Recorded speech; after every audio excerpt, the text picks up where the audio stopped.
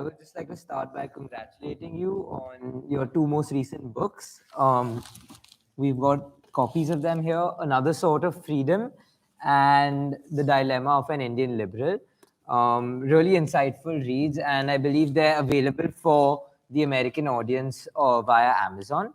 But I'd like to get started by diving into your most famous, your most critically acclaimed book, India Unbound, which was actually one of the first books to kind of predict India's rise to the economic forefront of the international community.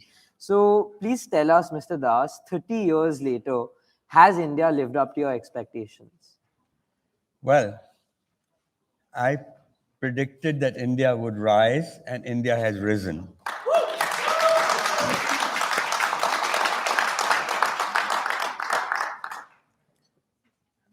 After 1991, India's story really begins not in 1947, but 1991. We got our political freedom in 1947, but we got our economic freedom in 1991. So in the past 30 years from that time, before 1991, our growth rate was 3.5%, average annual growth rate of the economy. And after 1991 to now, it's around 6%. And 6% at a time when the earlier population growth rate was 2%, and now it's 0.5%. So most of it is going down to the per capita line. In the process, 400 million people have risen above the poverty line. The middle class has grown from 10% to 30%, 30, depending on how you measure, but roughly 30%. So all this is good news. I could talk about other features of it, but the fact is there is a problem. And what is the problem? We have not created the jobs that should have been created with a 3% growth rate. And why not? Because we seem to have jumped from a green revolution to a digital revolution. And we have skipped the middle, which is the industrial revolution. So how are we going to take 45% of India, half of India, who are on the farm to a better life, better incomes, more productive work?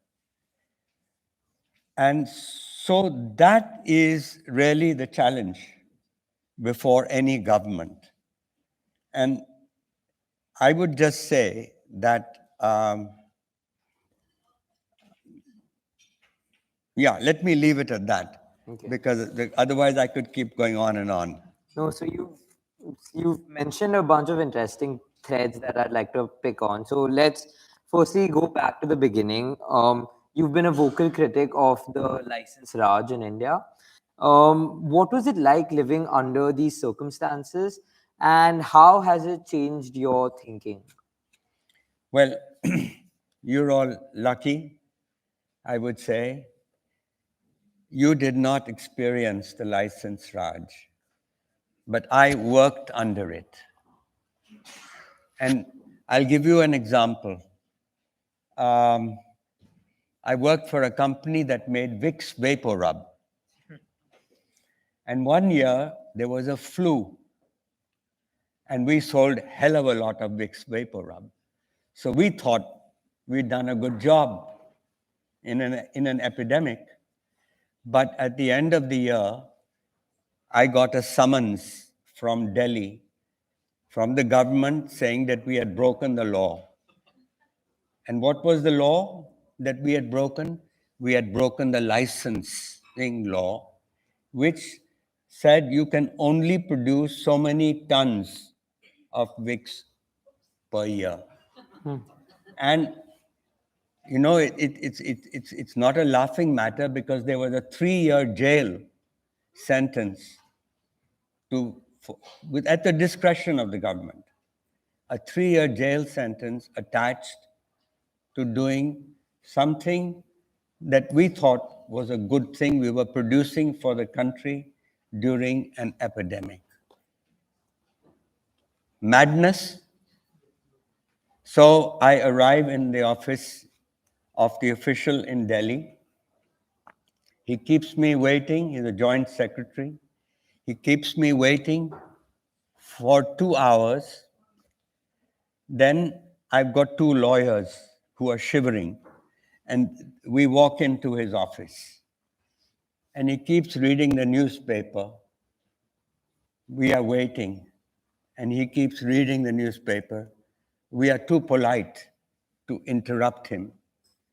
After enough time, he puts down his paper and he says, "Kya?" And I say, "Sahab, aap bataiye kya? You have called us." He says, "No, I haven't read your file. Tell me what is it? Why? What do you want?" I said, "I don't want anything. You've sent us this summons, which says that here's the summons. I gave him the summons. And he says, you've broken the law. Explain." So I told him, I said, there was a flu. We helped, we ran 3 shifts of our factory, and we kept the stores, the chemist shops, the pharmacies stocked during this epidemic. And he says, "You've broken the law." And I said, "Yes, you're right." And then he says, "You chaps in the private sector, you're all crooks." And he says, especially you multinational guys, you think that you're great, you can break our laws. I'm going to make an example of your company to all of your community. And so now the law will take its course. Jao.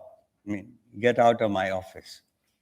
So as I'm leaving his office, I turn around and I say to him, "Sir,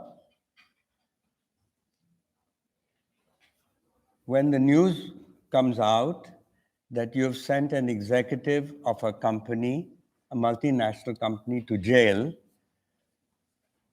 it will be news. It will appear in the Indian papers. It will appear in the American papers because we are an American multinational company." And he says, "Are you threatening me?" I said, "No, the news will get out. I don't have to leak it. But what will the world say? What will, reading the paper, what will people think? What kind of country are we? That we have done something good for the country, and the reward of that being good is to send us to jail. What will they think of our Prime Minister? What will they think of you?" And he says, "Jao." Anyway, so I left his office. The lawyers are very angry with me. They said, "You should have fallen on his feet, begged for mercy. Instead, you were standing up to him," and so on. Anyway, the end of the story is, I had many sleepless nights, but the government, in its wisdom, dropped the inquiry. I'm just telling you,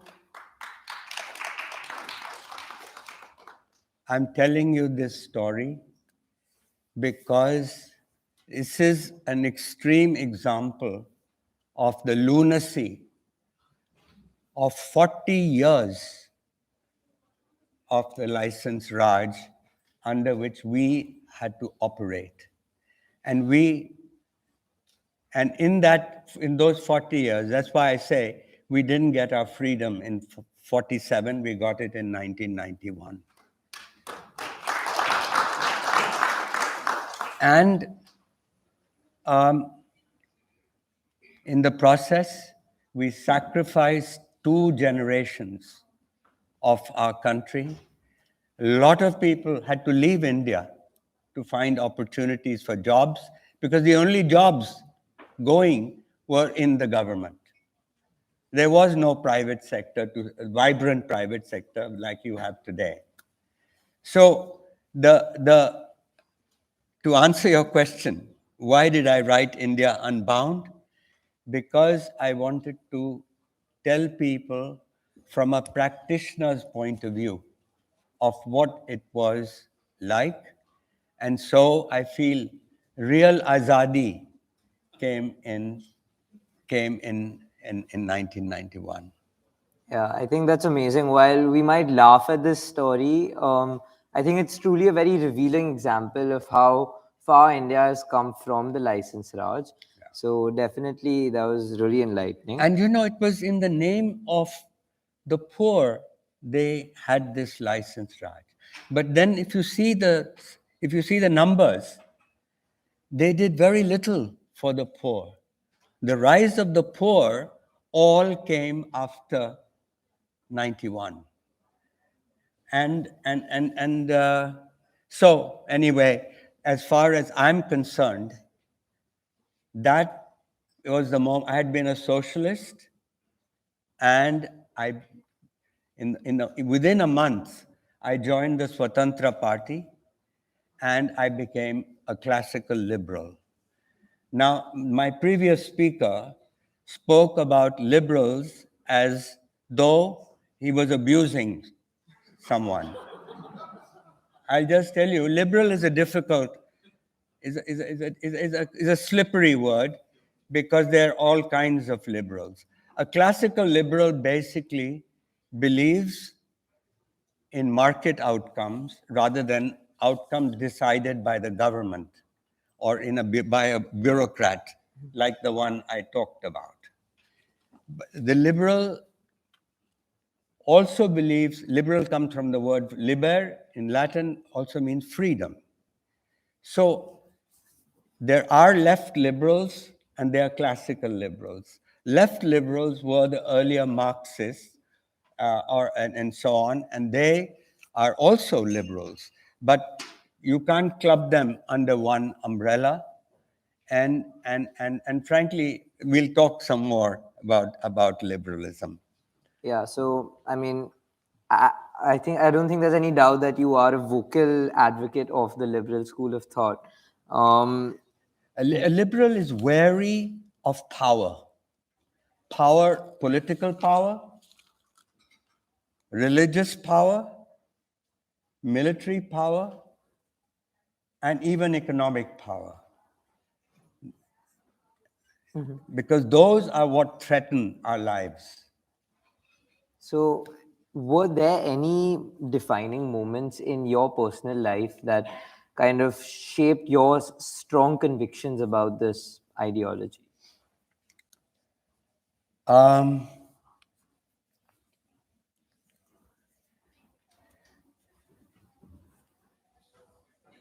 Well, I mean, certainly I told you an incident from work. Can I just see that 1 second? So, I think we can move on to the next question. No, I'm just thinking that the personal moment is the one I've just recounted. I was just thinking whether we had in mind. I can give you many, but I think our time's limited, and I don't want to. Sure. Yeah. Okay. So you mentioned your role at Procter and Gamble. You were at the peak of your career at one point. You were the CEO of Procter and Gamble India, and you were being groomed for higher responsibilities too at the Procter and Gamble global headquarters. What prompted you to suddenly quit your job and become a writer? Well, You know, for me, the 1991 reforms was, as I said, Azadi. But 2 years, by the way, by this time, I had shifted. The company had moved me to Cincinnati, which was the world headquarters of Procter and Gamble, and they were grooming me for some higher responsibility after having run India and Southeast Asia. And so I was coming to work in my car, and I turned on the radio, and it was the NPR station, which was talking about the threat to the reforms in India. The left wing of the Congress party was against Narasimha Rao. And Narasimha Rao, who had almost absent-mindedly created this revolution in India, and they had just thought of him as a dull old man. It was a minority government. They didn't expect the government to last, but suddenly he had done this, and he was being compared to Deng Xiaoping and all that.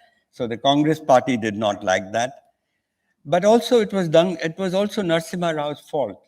He did not do what, what Deng Xiaoping was doing in China or Margaret Thatcher had done in England. She used to say, I spent 20% of my time reforming and 80% selling the reforms. Nobody had sold the reforms. Reforms were done as though chupke chupke, by stealth, as though we were thieves at night who were doing the reforms. So therefore, the, he didn't convert his own party. He did not convert the bureaucracy, whose mindset still remains the same. And so the reforms were in trouble. And I was at that time head of global strategy for Procter and Gamble. And I was going into, and this is the story, by the way, also in this book, that I was going to work and I had to chair a meeting, a global Pampers meeting. Pampers is a brand of Procter and Gamble. And so, the heads of different parts of the world, Europe and Africa and Asia, were presenting their plans and what they plan to do in Pampers. And I'm listening to that and I'm thinking about the reforms because they were our one chance to lift our people. And I said, what kind of a world is this? Is this what life is all about? And I grew and here I am. Pampers is a good brand, but what am I doing here?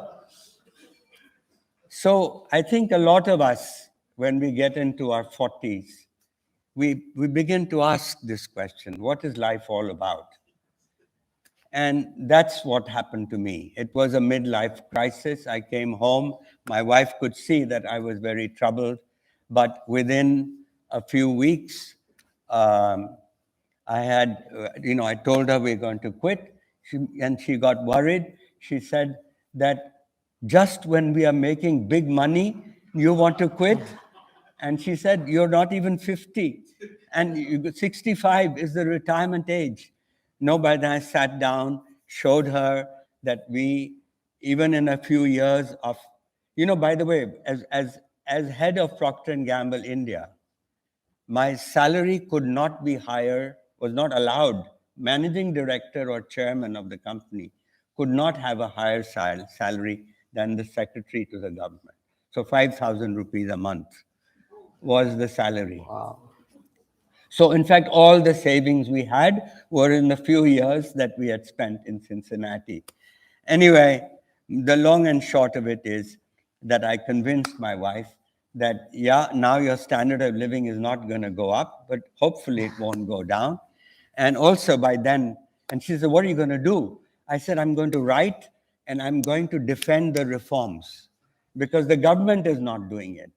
And and so we packed up, we went back home, And she had this vision of now being the wife of a, instead of a corporate honcho, a wife of a starving writer. But by then, luckily, I also had written in my weekend. I'd been a weekend writer. I'd written plays. I'd written a novel. So I had the confidence. And Times of India gave me a column to write, and I had a bully pulpit, and I started defending the reforms. The job that Manmohan Singh should have been doing, Narasimha Rao should have been doing, and nobody, no one, Vajpayee should have done it. All the reformers, we've had a consistent 30-year record of reform, slow, frustratingly slow, incremental reform, but that reform made us the second fastest growing economy in the world. And, and that's the story. I think, no, that's truly your career move was a very bold and brave initiative. And yeah, congratulations for taking such a bold step. Something you mentioned initially, which you kind of brushed over, but I'm sure everyone will be really interested to learn about, is how India went from a green revolution directly to a digital revolution, and we skipped the industrial revolution in the middle.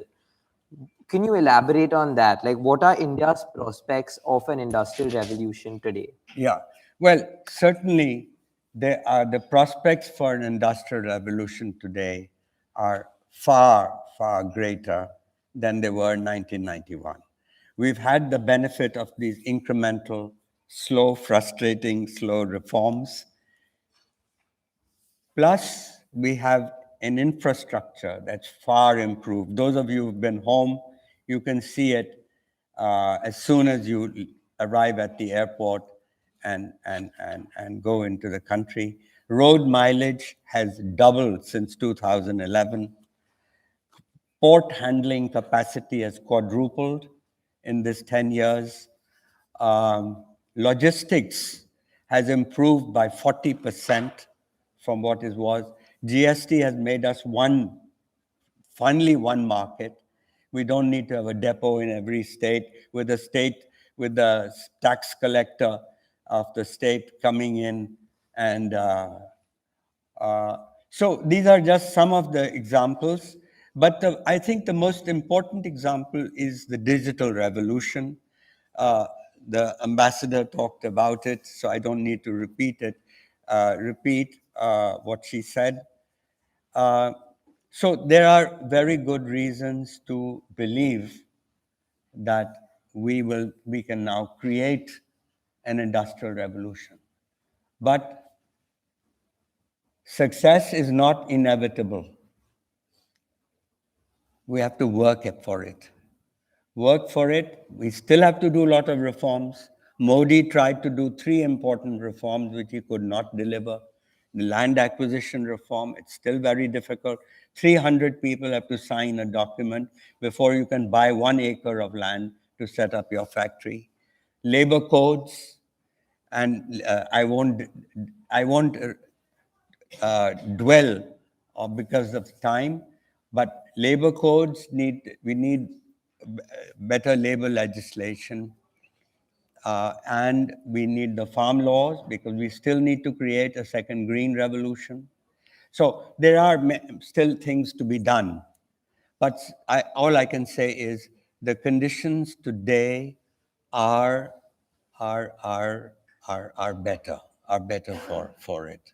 Okay, so these are a bunch of economic reforms that you've suggested. Your 2012 book, India Grows at Night, that highlighted the importance of having some governance reforms to ensure that India does not compromise its liberal character. So, can you elaborate on some of these reforms, and how do you think these reforms fit into the context of India's 2047 vision of obtaining the status of a developed nation? Right. Well, Mr. Modi would like us to be a developed country by 2047. That's a good ambition. But it won't just happen through economic reforms or the, the per capita GDP of a developed country. When India obliged by rising, we saw prosperity spreading. But happiness was not spreading. And I asked myself, why? Because every transaction almost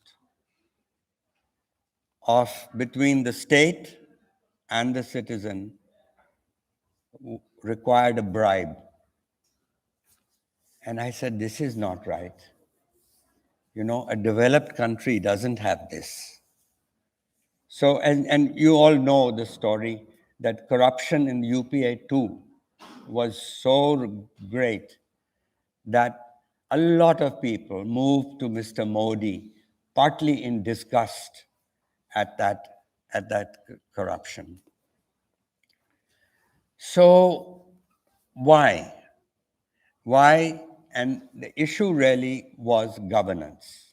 India's soft underbelly is still governance. What do I mean by that? I wrote this book called India Grows at Night When the Government Sleeps. But my publishers thought the last part was a bit too insulting. And so they took out the last part. So people wondered, India grows at night? Ye kya matlab hai? Is it an IT story or what? Or outsourcing story? No. India has to grow during the day. The point was we were a story at that time of private success and public failure. And the public failure still persists. Why? We had a lawyer here a few minutes ago of the Supreme Court. And the question to ask the legal profession, the judiciary, is why should it take 12, 15 years to get justice in the courts? I mean, justice delayed is justice denied. And this is one of the problems foreign investors notice. Enforcement of contracts takes too long. So it gives us a competitive disadvantage against another country. Second, that's police, judiciary, police. I'm a privileged citizen, but I'm scared to go near the police station near my house. The police should be somebody you go to for help and not to be far away from. And why should the police be the handmaiden of the chief minister of the state who can let it loose against the opposition? That's wrong. Let's go from police to parliament. Why are 1 out of 3 members of parliament having a criminal record? There is one parliamentarian I know who's a crook. And I asked him, why did you fight an election? He says, to delay my case. So that's not right. And in the states also the same problem. In the state assemblies, 1 out of 3 or 1 out of 4 has a criminal record. There are answers to all these. I'm just raising the question. The fourth is the bureaucracy. Now, I know 2 bureaucrats in Delhi. They live side by side, both friends of our family. One works 14 hours a day, is hugely effective, and keeps the country afloat, frankly. The second works 2 hours a day, and the rest of the time he spends politicking for the next job. Now, both of them will get promoted on the same day. Something is wrong. Something is wrong with that. So that's if you have an organization with that kind of incentive system, you know, you can't really be a truly developed country. So I think the question that's on a lot of the minds of Indians from my generation, we're seeing this rapid economic growth in the country, but obviously there are these challenges to India's liberal character. Um, so can you just explain, can you kind of summarize what is this dilemma, which I'm sure your book also kind of elaborates upon. What is the dilemma of an Indian liberal in today's day and age? First of all, the irony of the situation, you know, life is not perfect. When I was younger, everybody everybody admired India for being a great democracy. We were an exception.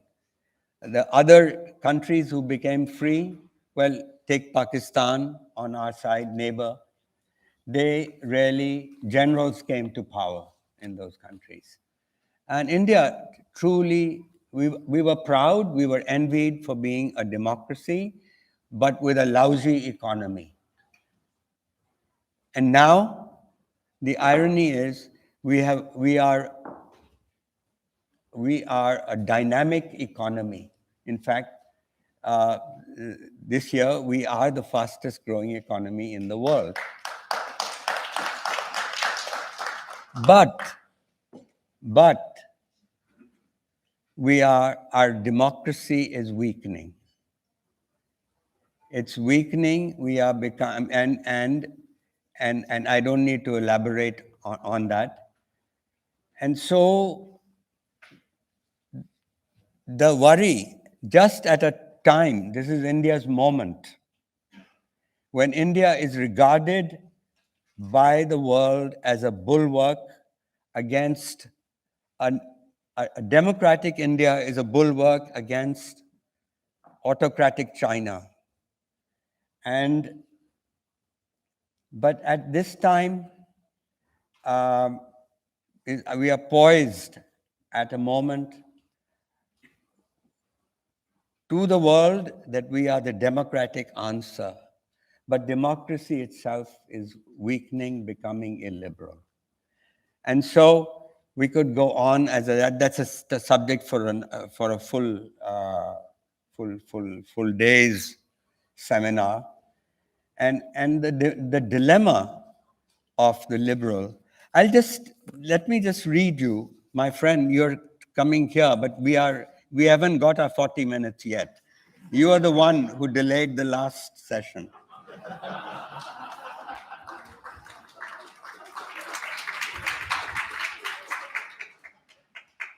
Let me just read you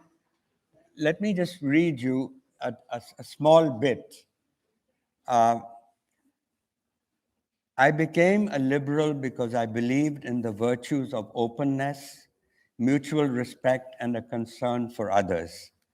Liberalism offered me an ethically responsible order of human progress without involving the state.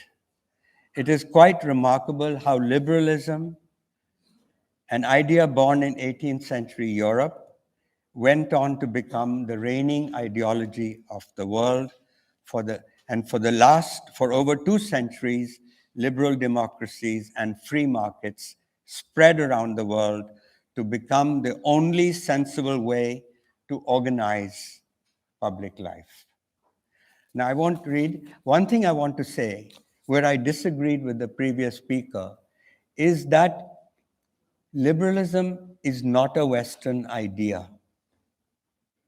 It's a universal. Ideas of liberty, equality, which are at the heart of liberalism, are universal. The Indian temper is liberal. I could give you, there's a whole chapter in this book explaining why the Indian temper is liberal. And that's why I think I'm totally hopeful that we will restore the vibrancy also of the Indian democracy. And so Um, the dilemma of the Indian liberal is, frankly, the fact that one, today, a liberal in India and in most of the world, by the way, this is a worldwide problem. It's liberals around the world at this point. The liberal is unelectable. If I go up and fight an election and what do I promise the voter? I'll say that, look, I will make sure there are conditions for investment, factories will come up with investment, jobs will be created, and that's how prosperity will be there. Tomorrow, I will give you free electricity, plus all the women will get 2,000 rupees, plus they'll get free bus rides. That's all facts, what's right now what the opposition has been promising and doing. Who do you think will win? People will say, "Arey, tum to hoge bhi nahi yahan." 5 years later, you'll be gone, and that's when your results will come. And with the other guy, tomorrow he's going to deliver this. So a liberal is unelectable. Secondly, I joined the Swatantra Party, but Swatantra died, unfortunately, after 12 years.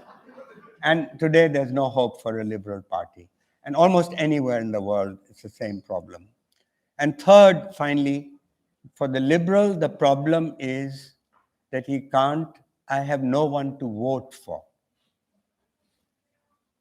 I find the weakening democracy, I can't vote. I'm neither anti-Modi, neither I'm an Modi lover or a Modi hater. I'm somewhere in the middle. I go by policy. A lot of good things have been done by this government, but a lot of bad things have been done by this government. So you're in the middle, judging each issue on its own. And frankly, it's not a good place. It's a lonely place because I've lost my friends on the left because they think that I support Modi's good ideas. I've lost my friends on the right because they think that I'm criticizing Modi for demonetization or for the Gujarat 2002 and so on.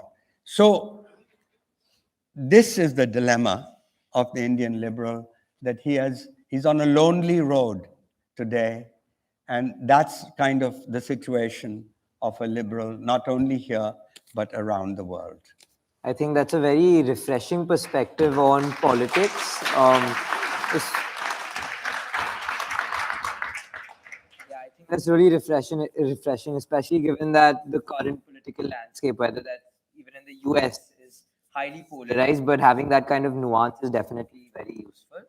One final question. You took that bold step of quitting your high-paying corporate job to become a writer because that's what you believed in and you were standing up for what you believed in. So what is your advice to students who are striving to find some sense of purpose in their professional and personal lives? Well, I can only give you my example. And I struggled like all of you. I was unbelievably lucky in 1950s, long time ago. I got a scholarship to go to Harvard as an undergraduate. And I still remember at the airport, Palam Airport, my mother's got tears in her eyes as she's saying goodbye to me. I'm leaving for America. And 17 years old. And she says, study something useful. You got to come back to make a living. And so, why don't you be like your father, be an engineer? So I go and write down my major, engineering. And a month later, I discover that my roommate is studying Anna Karenina, the Russian novel. And he says to me at lunchtime, he says, if you're going to have an affair with a married woman, it should be someone like Anna Karenina. And I say to myself, You know, while this guy is dreaming of sleeping with Anna Karenina, I'm having to mug up Bernoulli's equations and, and study pipe friction. And what am I doing? You know, the same kind of question I raised in Cincinnati. What am I doing selling Pampers? And so I quit. I quit engineering within the first semester. And what did I study? I studied Greek tragedy. I studied history of capitalism, Bauhaus architecture, Beethoven's music, Renaissance painting, and philosophy. And I even took a course called Sanskrit Love Poetry. A great Sanskrit scholar was there, and when my mother heard that I was studying Sanskrit at Harvard, she said, "Hi, hi, a dead language, only the dead are going to give him a job." I'm finishing. And anyway, I did philosophy, and I got a scholarship to go to Oxford to do a PhD, which did not happen. But the point to all of you is where I agreed with our previous speaker was the importance of a liberal education. That liberal education is what made me a liberal, I realized. It's not just the Vicks Vapor Rub story I told you, which was, of course, a real life case of socialism.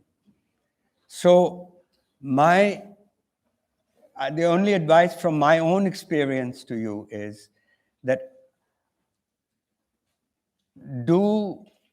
yes, we all have to make a living, but we also have to make a life.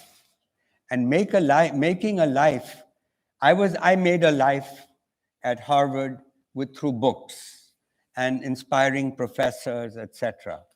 And so all I would say is, first, the secret of happiness quickly is two things: to love the work you do and to love the person you live with. And the another sort of freedom, what is that? The other sort of freedom is the dedication to this book, will say, to the happy few who don't take themselves seriously. So take your work seriously, but not yourself seriously. That is freedom. So when you're doing your work, what gives purpose, what gives purpose to your life is not about you.